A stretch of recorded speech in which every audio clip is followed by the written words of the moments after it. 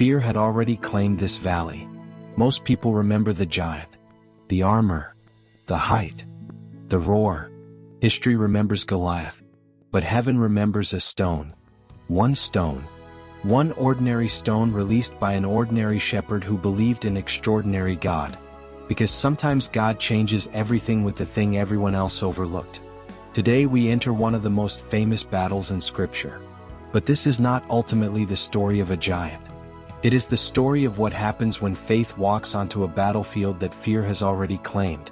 The Valley of Elah had become a prison for the Israelites. Not because walls surrounded it, not because chains restrained anyone, but because fear had settled there. Morning after morning the armies of Israel assembled themselves for battle. Morning after morning they stood in formation. Morning after morning they watched, and waited, and did absolutely nothing. Across the valley stood the Philistine champion, Goliath of Gath, a warrior so large that his physical presence alone seemed to drain courage from every man who looked at him. His armor gleamed in the sun. His spear resembled a weaver's beam. His voice thundered across the valley floor. And every day he issued the same challenge. Send me a man. One man. If he defeats me, we will serve you. If I defeat him, you will serve us. It sounded simple. But nobody moved. Not one soldier. Not one commander. Not even King Saul. The battlefield had become a theater of intimidation. A place where fear repeated the same speech so often that everyone eventually accepted it as reality.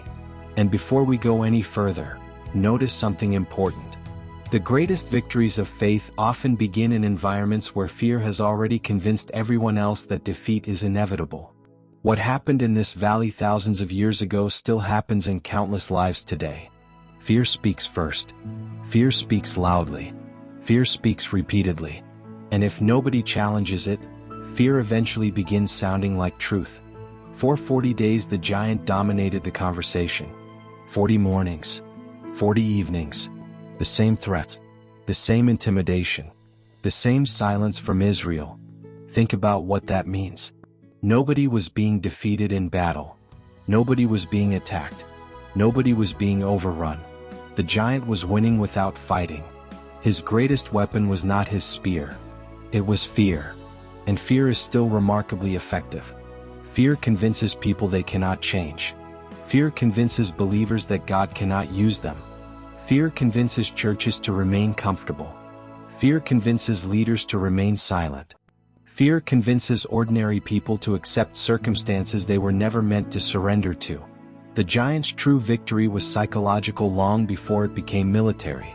That is how strongholds are established. Not first through force, but through agreement. And what you are about to discover is the moment that agreement was broken. Because heaven had already prepared someone the giant had never considered. The shepherd nobody noticed far from the battlefield. A shepherd was tending sheep. His name was David. He was not famous, not powerful, not experienced in war. He was not part of the military leadership. He was not even considered important enough to remain with the army. While soldiers prepared for battle, David cared for sheep. While commanders discussed strategy, David watched over lambs. While warriors trained for combat, David learned faithfulness in obscurity. Most people misunderstand seasons like these. They assume nothing significant is happening. But Scripture repeatedly reveals a different pattern. God often prepares His greatest servants away from public attention. Moses learned in the wilderness. Joseph learned in prison. Elijah learned in isolation. And David learned in the fields. Because obscurity is often preparation wearing work clothes. Every unseen act of faithfulness was preparing David for a moment he did not yet know was coming. The sheep mattered. The responsibility mattered. The hidden victories mattered. And perhaps most importantly, the relationship with God being formed in those quiet places mattered. Because giants are rarely defeated by people who meet God for the first time on the battlefield. They are defeated by people who already know Him. An ordinary errand. One day David's father sent him to deliver food to his brothers. A simple assignment. Nothing heroic. Nothing dramatic. No prophecy. No announcement. No indication that history was about to change. Just bread. Just supplies. just obedience. And there is something beautiful about that. David did not arrive at the battlefield looking for destiny. He arrived carrying lunch. Yet many of God's greatest moments begin disguised as ordinary assignments. A conversation, an errand, a meeting, a delay, a seemingly insignificant task. We often expect God to announce turning points with spectacular signs. Instead, he frequently hides them inside ordinary obedience. David was simply doing what his father asked. But that simple act of obedience positioned him exactly where heaven intended him to be. And that truth still matters.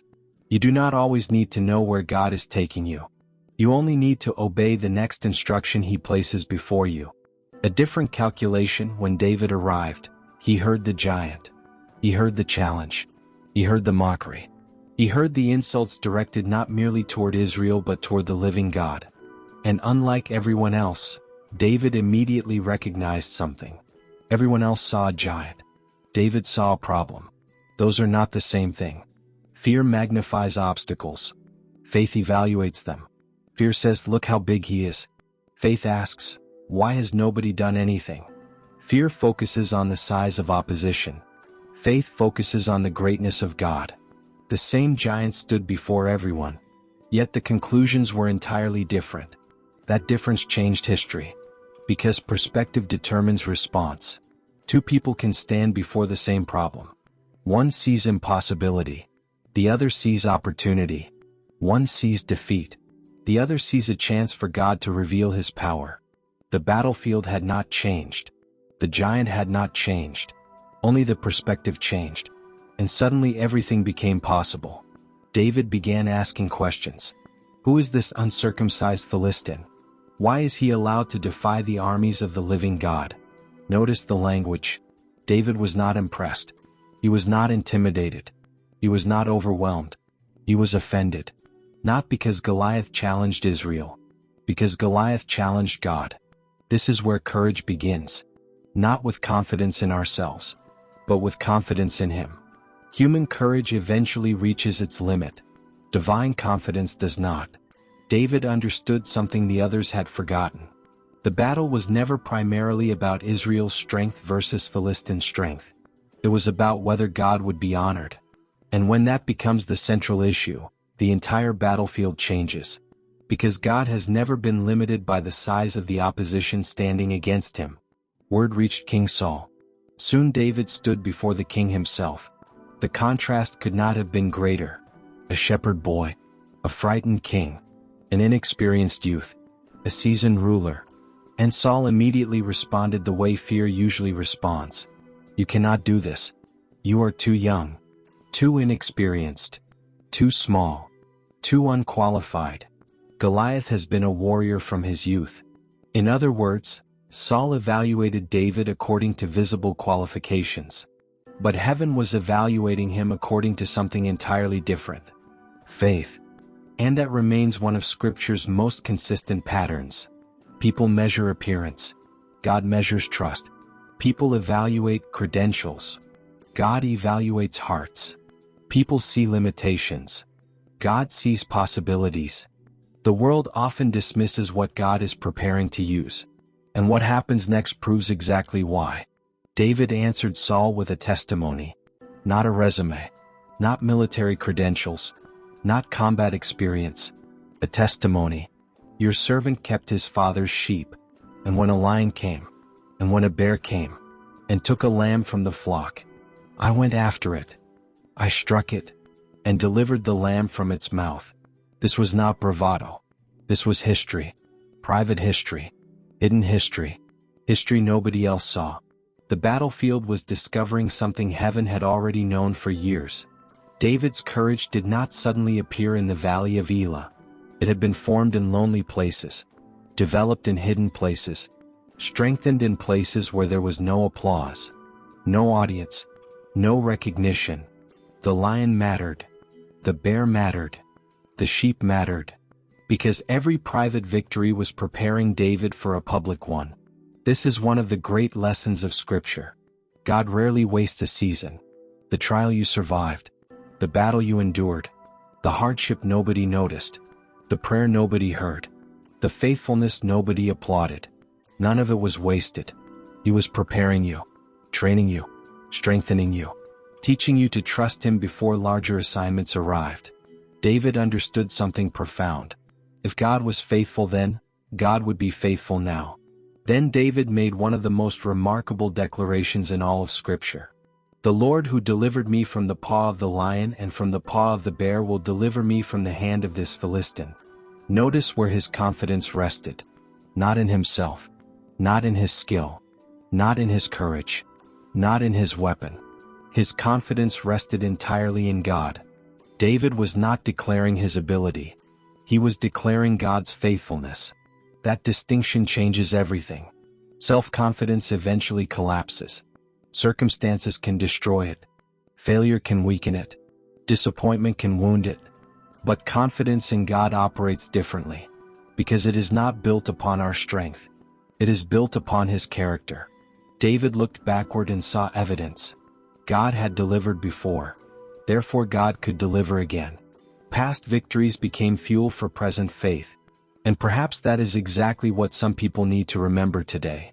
There are victories behind you that testify to God's faithfulness. There are prayers he answered, doors he opened, storms he carried you through. Do not forget those testimonies when standing before today's giant. The same God has not changed. Saul finally agreed. But first he attempted something many people still attempt today. He placed his armor on David. The king's armor, the king's sword, the king's equipment, the king's method. At first David tried it. Then he stopped. He could not move properly. The armor did not fit. It belonged to somebody else. And David removed it. That decision deserves careful attention, because many people spend their entire lives trying to wear armor God never designed for them, trying to imitate someone else's calling, someone else's personality, someone else's ministry, someone else's gifts, someone else's path. David understood something vital. The victory would not come through becoming Saul. The victory would come through becoming David. The God who created him did not make a mistake. The God who called him did not require imitation. The God who prepared him had already equipped him. Too many believers underestimate what God has placed in their hands because they are busy admiring what he placed in someone else's. David refused that trap, and history changed because of it. 5 smooth stones. He walked down toward the brook, bent down, and selected 5 smooth stones. Ordinary stones. Nothing impressive. Nothing magnificent. No golden weapon. No legendary sword. Just stones. The kind people stepped over every day without noticing. Yet heaven often delights in using ordinary things. A shepherd's staff. A widow's oil. A boy's lunch. A manger. A cross. And now a stone. Because God's power is not revealed by the magnificence of the tool. It is revealed by the greatness of the one using it. The world looks for spectacular resources. God looks for surrendered people. David's stone was not powerful. God was. The sling was not powerful. God was. David was not sufficient. God was. And that remains true today. As David entered the valley, Goliath finally noticed him. The giant stared, then laughed. A boy, a shepherd, no armor, no sword, no military reputation. This was the opponent Israel had sent? Goliath cursed him, mocked him, ridiculed him, threatened him. The giant could not comprehend what he was seeing, because giants always assume strength must look like strength. They trust appearances, they trust size, they trust intimidation. They trust visible power. But God frequently works through what appears weak. The giant saw a shepherd. Heaven saw a king in preparation. The giant saw a boy. Heaven saw a giant killer. The giant saw weakness. Heaven saw faith. And faith changes everything. Then David spoke. His words have echoed through history. You come to me with a sword, with a spear, and with a shield. But I come to you in the name of the Lord of hosts, the God of the armies of Israel whom you have defied. There it was. The difference. Goliath trusted weapons. David trusted God. Goliath trusted visible strength. David trusted invisible reality. Goliath trusted what he could hold. David trusted who held him. And that is still the dividing line in every generation. The question is never merely what stands against you. The deeper question is what stands with you. David understood what Paul would later write centuries afterward. If God is for us, who can be against us? The answer is not nobody. Many things may stand against us. The answer is that none of them ultimately outweigh him. Then the moment arrived. The giant advanced. David ran forward. Not backward. Not sideways. Forward. Faith does not always remove fear, but it refuses to surrender to it. David reached into the shepherd's bag, selected a stone, placed it in the sling, and released it. One stone, one movement, one moment, one act of faith. The stone flew through the air, across the valley, toward the forehead of the giant. And history changed. Not gradually, not eventually. Instantly, the giant fell. The earth shook beneath him. The champion collapsed. The threat ended. The voice of intimidation went silent. The battlefield transformed. And everything changed because one person believed God more than he believed fear. The stone itself was never the point. The point was the name. David did not come in the power of a stone. He came in the name of the Lord. That is why this story still matters. Most people focus on the stone. Heaven focuses on the God behind it. The same principle operates throughout Scripture. The rod in Moses' hand was never the source. The oil in the widow's jar was never the source. The loaves and fish were never the source. The source was always God. And when we understand that, something changes. We stop obsessing over what we lack. We stop magnifying our limitations. We stop believing the lie that we need more before God can work. Because God has never been dependent upon abundance. He specializes in sufficiency. There are giants in every generation. Not always 9 feet tall. Not always standing in valleys. But giants nevertheless. Fear. Addiction. Shame. Unforgiveness. Discouragement. Poverty. Disease. Doubt. Opposition. Abuse. And often they spend years repeating the same message. You cannot win. You cannot change. You cannot overcome. You cannot survive. You cannot become what God called you to be. Many people spend years listening to the voices of the giants in their heads. Just as Israel did in the valley of Elech. 40 days standing on the sidelines. 40 days agreeing with intimidation. 40 days believing the voice of the giant. But all it takes is one moment of faith to interrupt a lie that has been speaking for days or for years. One moment, one declaration, one decision, one step, one act of obedience, one surrendered life. Faith is contagious. Perhaps the most overlooked detail in this entire story is what happened after Goliath fell. The armies of Israel moved forward. Courage became contagious. Victory spread. Momentum shifted. One act of faith created permission for others to believe again. And that is still how God works. Your faith does not only affect you. Your courage affects others. Your obedience affects others. Your testimony affects others. When one believer stands, others discover they can stand too. When one believer trusts God, others remember they can trust Him too. When one believer refuses intimidation, others find courage to do the same. Faith has always been contagious. That is why the enemy works so hard to silence it. Somebody watching today feels like they are standing in their own valley of Elah. The giant has been speaking for a long time. The intimidation has become familiar. The challenge has become exhausting. You have listened so long that the voice almost sounds normal now. But hear this clearly. The giant is not bigger than God. The problem is not greater than God. The obstacle is not stronger than God. The fear is not more powerful than God. And the battle belongs to the Lord. It belonged to Him then. It belongs to Him now. The giant may look enormous from where you stand. But compared to God, it remains small. Everything remains small. One stone. One name. Everything changed. Not because David was extraordinary, but because God is. Not because the stone was powerful, but because God is. Not because the odds improved, but because faith entered the equation. The giant fell. The valley changed. The nation moved forward. History remembered the moment. And thousands of years later the lesson remains unchanged. The size of the obstacle is never the final authority. God is. Fear is not the final authority. God is. Intimidation is not the final authority. God is. The giant gets a voice, but God gets the final word.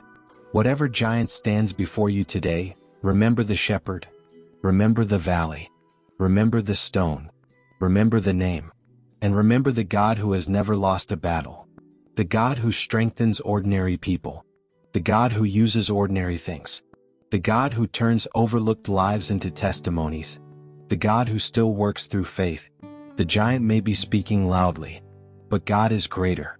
The obstacle may be standing tall, but God is greater. The battle may appear impossible, but God is greater. One stone, one name, everything changed, and the same God still reigns today. Before we close, let me leave you with this thought. The valley of Elah is long gone. The armies have disappeared. The giant has fallen. But the valley that fear builds in every generation has not disappeared. It still exists in homes, in workplaces, in the quiet moments of 3 a.m. when the giant's voice is loudest and the army around you is completely silent. And perhaps it exists in your life even now. If this story encouraged you today, then I invite you to become part of our growing community here at the Audio Pulpit. Every week we explore the timeless truths of Scripture through powerful stories, thoughtful research, and Christ-centered teaching designed to strengthen faith, inspire hope, and help you see God's hand at work in your own life. Subscribe and join us as we journey together through the pages of Scripture, discovering not only what happened, but why it still matters today. And remember, the giant may still be standing in your valley. The voice may still be speaking. But the God who sent a shepherd boy with 5 smooth stones into a valley that an army had already abandoned, that same God is still in the business of sending exactly what the giant never expected. Thank you for listening, and until next time, may the Lord bless you and keep you. Shalom.